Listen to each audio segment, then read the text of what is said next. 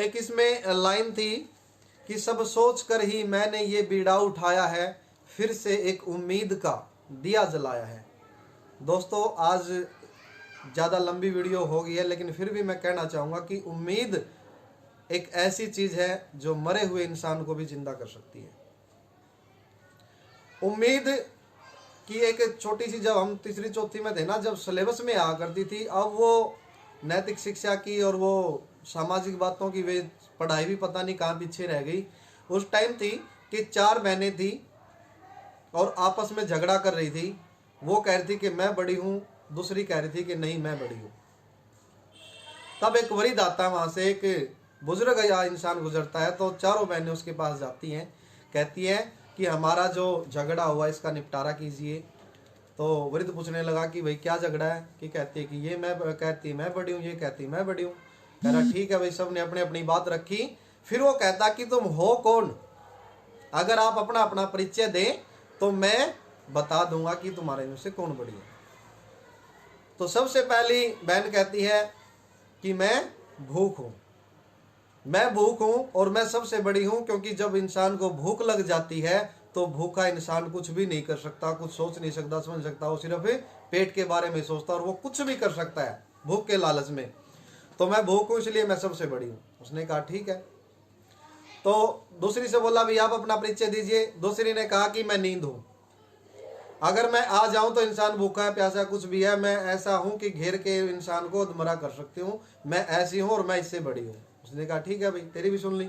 अब तीसरी से कहा, कह रहा कि तुम बता तू कौन है? उसने कहा कि मैं चिंता हूं, अगर मैं किसी के पास चली जाऊं तो ना भूख लगेगी और ना नींद आएगी, मैं इन दोनों से बड़ी हूं।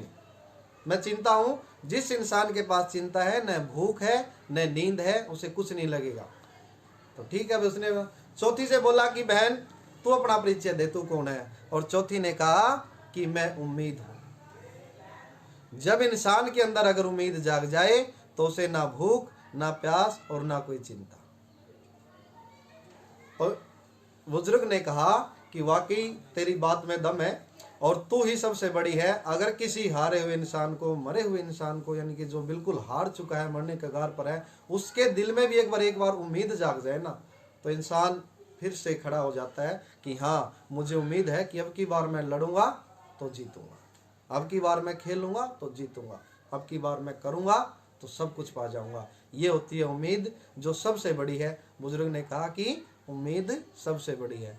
तो उम्मीद का दिया जिस दिन से आपने जला लिया, समझ लीजिए आप सफलता के रास्ते पर चल पड़े हैं। तो राम राम दोस्तों, वीडियो को ज़्यादा लंबा न करते हुए आपसे विदा लेना चाहता हूँ। आज नवरस है, अंग्रेज़ों का है या किसी और लोगों का है, फारसी का, चीनी का, किसी का भी हो, मना लीजिए। बहुत से मेरे दोस्तों के फ़ोन बीच बीच में भी आ रहे हैं, सुबह से फ़ोन आ रहे हैं, तो सबको याद कीजिए। ज़रूरी है, कोई तो दिन है, अगर हम 1 अप्रैल को मनाएंगे तो वो भी हम बड़ी धूमधाम से मनाएंगे। ऐसा नहीं है कि हम अपने सनातनी जो नवरस को भूल जाएंगे। और आज भी अगर ये अंग्रेज़ों वाला है तो इसको हिंदुस्तानी तरीके से मनाइए, और जो हरियाणा में आ गए हैं तो हरियाणवी तरीके से मनाइए। जो हम अपने त्यौहार पे करते हैं ना, कह तो दिया कि त्यौहार अंग्रेजों को, तो केक काटते होंगे, बाहर में जाते होंगे, पार्टी करते होंगे, तो वो बुरी आदतों को, त्यौहार उनका रखिए, अपने तरीके से मनाइए बस। जो अपने तरीके से मनाएंगे तो त्यौहार भी अपनाइए भाई। आज हमने खीर बनानी, पूड़ी बनानी है, हमने कुछ भी हलवा बनाना है, जो हम अपने त्योहारों पे बनाते हैं वो चीज़ बनाओ, पियो, एंजॉय करो। ज़रूरी थोड़ी है कि इंग्लिश त्यौहारों तो इंग्लिश तरीके से मनाएंगे हम।